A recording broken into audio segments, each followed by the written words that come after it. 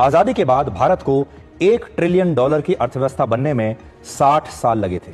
इसमें करीब 17 साल पंडित जवाहरलाल नेहरू के रहे, लगभग 16 साल उनकी सुपुत्री इंदिरा गांधी के सरकार के रहे, 5 साल उनके पुत्र राजीव गांधी भारत के प्रधानमंत्री रहे। लेकिन उनके कार्यकाल में भारत की अर्थव्यवस्था मिलकर $1 ट्रिलियन के आसपास भी नहीं पहुंची थी। भारत को यह आंकड़ा छूने के लिए वर्ष 2007 तक इंतजार करना पड़ा।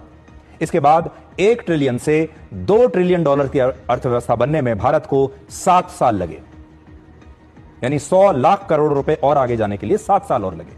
फिर 2014 तक भारत की जीडीपी $2 ट्रिलियन की थी। यह तब जब मोदी सरकार आई थी, तब हम $2 ट्रिलियन की अर्थव्यवस्था थे। इसके बाद प्रधानमंत्री मोदी के 11 वर्षों के इस कार्यकाल में भारत की जीडीपी, भारत की अर्थव्यवस्था $2 ट्रिलियन से बढ़कर $4 ट्रिलियन हो गई, 400 लाख करोड़ रुपए की हो गई। और इनमें भी 3 ट्रिलियन से 4 ट्रिलियन पर पहुंचने में हमें सिर्फ 4 साल लगे।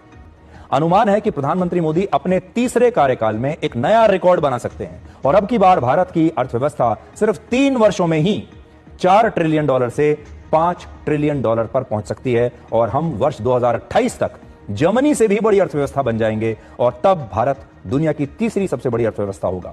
लेकिन इसके बावजूद हमारे देश के कुछ लोग मोदी के विरोध करने के चक्कर में देश की इस उपलब्धि को भी खुले मन से स्वीकार नहीं कर पा रहे हैं। ताली बजाने के लिए उनके हाथ उठ नहीं रहे हैं।